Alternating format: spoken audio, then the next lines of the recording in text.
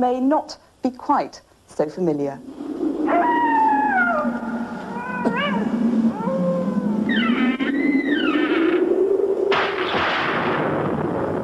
Good evening, Peter.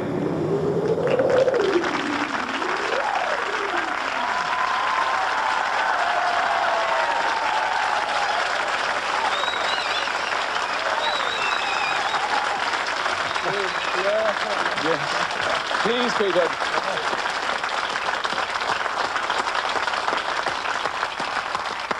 Please don't be frightened. It is, of course, a devilish plot, so that I can indeed say, Peter Cushing, tonight, this is your life. Fiona and Kevin knew about it. The audience knew nothing at all, but no one's going to miss a thing because we're going to destroy this set in a flash, rebuild another, and tell your story very shortly. Yes. I think it's just as well I wore my trousers.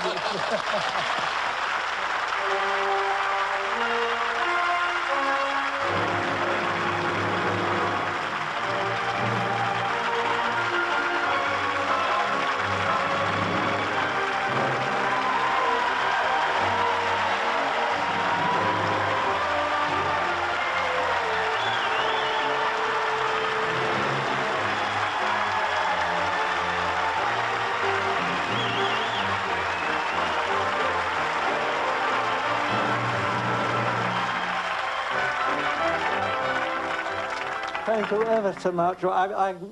This is a terrible thing to do because you never know you're going to say the right thing, particularly when you're terribly deaf, as I am. But welcome. Well,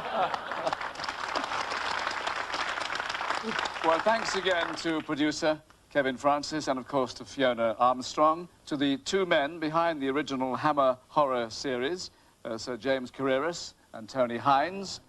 Now, Peter, you brought audiences to the edge of their seats in 91 films, like this worldwide hit in which you played Rider Haggard's explorer, Major Holly, seeking a mysterious jungle ruler in She.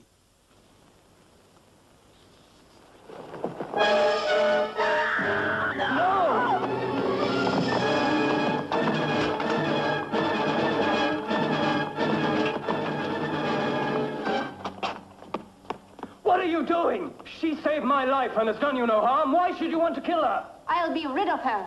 If you really believe he is Callicles reborn, then remember, your jealousy and cruelty robbed you of his love once before. Are you prepared to take that risk again? No, Holly, I'm not prepared to take that risk. That is why she must die.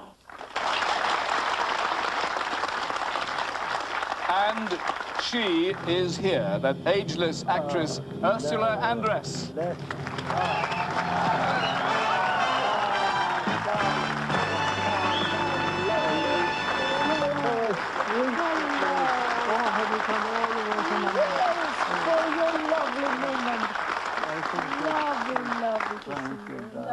Well, Peter, you may be deaf, but you're all right in every other department, I see. Now, Ursula, will you remind us of how you were described in that movie? She who must be obeyed. Yes, darling, and you still are. What would you like me to do? Well, he didn't. No, he didn't agree He didn't with obey me. you in that film, did he? Did not. He didn't want me to kill the girl. No, because I was so jealous of her. But anyhow, you're marvelous. It was You're a lovely picture to make, wasn't it, darling? And you're a fantastic human being and a true English gentleman. Thank you, my darling. Thank you, Ursula.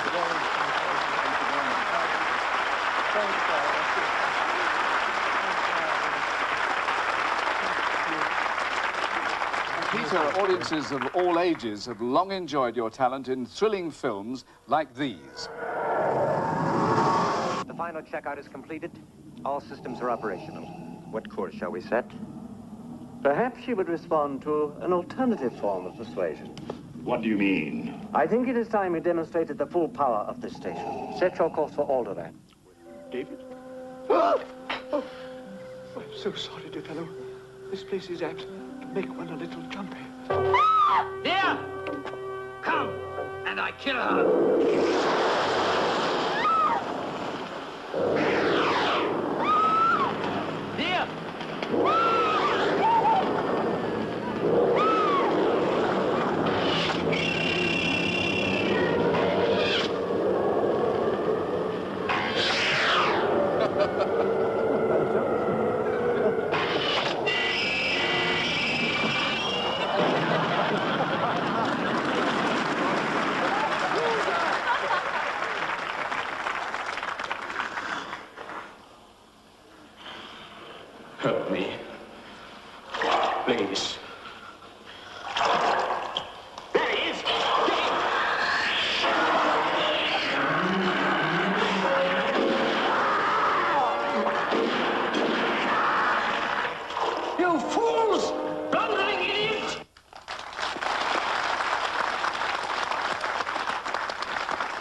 they lived to tell the tale. Caroline Munro.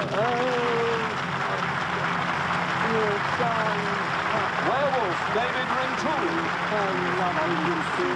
You were so cold, you remember. And Darth Vader himself, Dave Brown.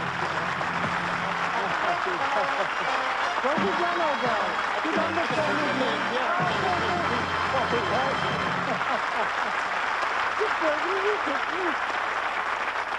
Well, Peter Cushing, this is your life. You were born at Kenley in Surrey on May the 26th, 1913, where your father, George, was a chartered surveyor. There you are with him, your mother, Nellie, and your late brother, David. Yeah. You used to entertain the family with the Punch and Judy set. There is the young puppeteer. But your father was against your early acting ambitions, so you started your working life in the surveyor's department at the town hall. But you got parts in amateur productions, you won over your father, and went professional at Worthing Rep. 1938 sees you with Harry Hanson's Court Players in Nottingham. You board the train at Euston, just as a rather morose-looking young man is settling into a corner seat. Suddenly the door burst open, and you beamed, "Mind if I join you?" Your travelling companion of 52 years ago, Peter Gray.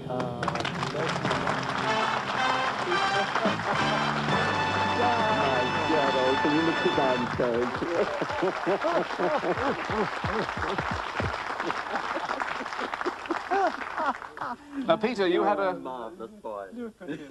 a reason for feeling a bit low that day, didn't you? Yes, I was feeling very sorry for myself. I'd just been jilted. And when this genial ball of muscle bounced in with his, "Mind if I join you?" I felt like saying, "Of course I mind, fathead, can't you see? I want to be alone." But then, of course, when we discovered that we were both bound for the same rep season, the breeze of bonhomie blew into a positive gale of goodwill, and we ended up in the same digs. Absolutely, yes. And dear the mother, beginning of a lifelong friendship. Happy days. Thank you, Peter Gray.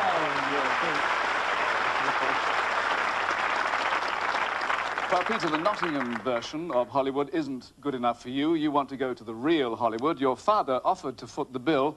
I think the offer had a bit of a sting in the tail, didn't it? Yes, he bought me a ticket. And I think I wasn't, until I was on board the boat, that I saw it was a one-way. Yes. Well, it shows you had confidence in you. Yes, I thought I'd get on, or that I could swim home.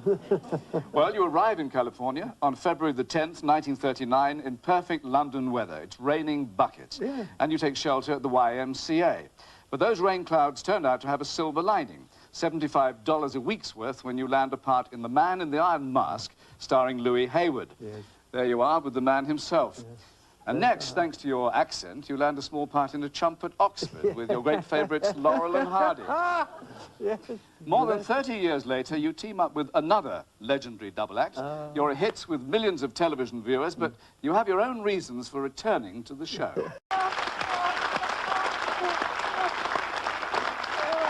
Well, 9 times you went back on that show and never squeezed a penny out of the lads. All right, all right. Never let it be said that I don't pay my debts. Peter, this could be your lucky day. It's Ernie Wise.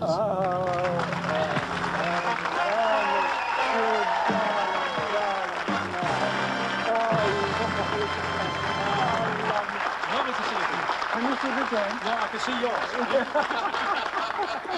Now, Ernie, are you going to do the right thing? I think I should do the right thing. I leave. No. Peter, you've been spreading all these nasty rumours about us not paying you on the show. Pardon?